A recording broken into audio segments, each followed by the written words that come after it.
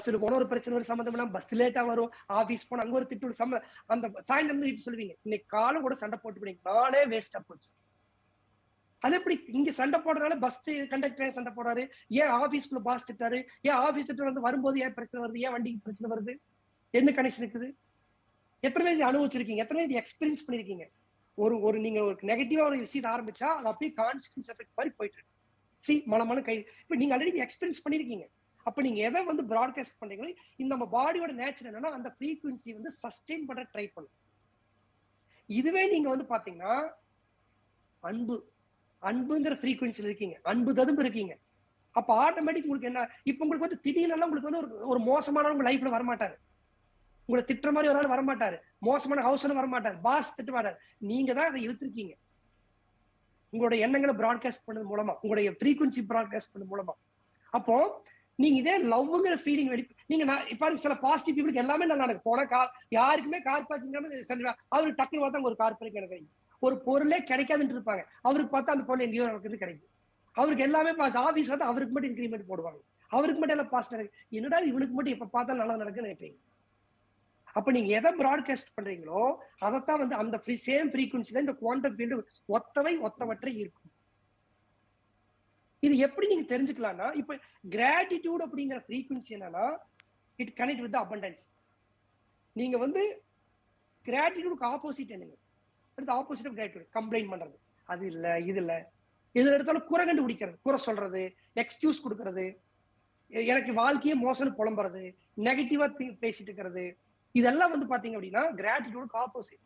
உங்களுக்கு நன்றியோடு இருந்துச்சுன்னா நீங்க குறை சொல்ல மாட்டீங்க. என் ஒய்ஃப் எனக்கு அட்லீஸ்ட் எனக்கு சமைச்சு கொடுக்குற ஆள் இருக்கிறேன்னு சொன்னா அந்த நாளைக்கு அந்த சாப்பாடு உப்பு வச்சா போச்சுன்னா உங்களுக்கு கோவம் வராது. எனக்கு சாப்பிட ஆரம்பிக்கும் போதே உங்களோட ஒய்ஃப்க்கு நன்றியோட வெளிப்படுத்தி இருக்கீங்க. அந்த சாப்பாட்டுக்கு எத்தனை பேர் உலகத்துல சாப்பாடு இல்லாம இருக்காங்க, எனக்கு இன்னைக்கு வந்து காலையில் ஒரு இட்லி கெட்டிச்சுட்டு எவ்வளவு ஹாப்பியா கிடைச்சிருக்குது, அப்புறம் உணர்வோட சாப்பிட ஆரம்பிச்சுன்னா அதுல இருக்கிற உப்பே சரியாயிக்குன்னு வச்சுக்கோங்க. அப்புறம் உப்பு அதிகமா இருந்தாங்க உங்களுக்கு கோவம் எப்படி வரும்?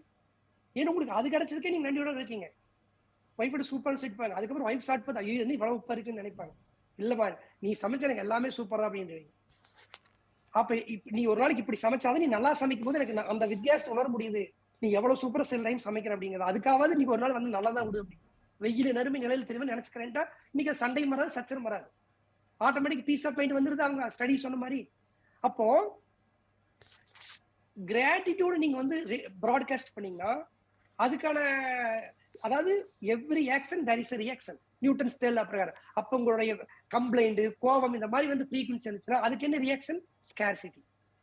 உங்களுக்கு வந்து எனக்கு வந்து எங்கேங்க பணமே இல்லைங்க, பண பிரச்சனைங்க எப்ப கடனா அது என்ன பண்ணும், இன்னும் பிரச்சனை நிறைய, இன்னும் கடன் அதிகப்படுத்தும், ஒத்தவை ஒத்தவற்றை இருக்கும், உங்களுக்கு இன்னும் ஸ்கேர்சிட்டி தான் வரும்.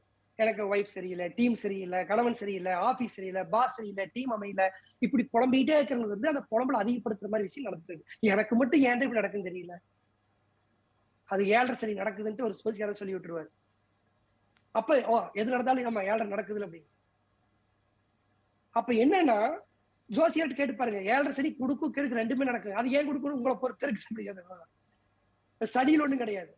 அப்ப என்னன்னா நீங்க கிராட்டிடியூட வந்து நீங்க ஃப்ரீக்வன்சியா பிராட்காஸ்ட் பண்ணீங்கன்னா உங்க எதை அட்ராக்ட் பண்ண அபண்டன்ஸ், இன்னும் நீங்க நன்றியுள்ள தேங்க்ஃபுல்லா இருக்கிற மாதிரியான மக்கள், தேங்க்ஃபுல்லா இருக்கிற சூழ்நிலைகள், சர்க்கம்ஸ்டன்ஸ் நீங்க அட்ராக்ட் பண்ணுவீங்க. எப்படி தெரிஞ்சுக்கலாம் அப்படின்னா சில இண்டிகேஷன் இருக்குது. நான் வந்து இப்ப கிராட்டிடியூட் ஃபீல் பண்றேன் அப்படின்னா எனக்கு அது எப்படி அந்த ஃப்ரீக்வன்சி மாறி என்னோட ரியாலிட்டி மாறுதுன்னு எப்படி பார்ப்பேன்? There are symptoms. எப்படி நீ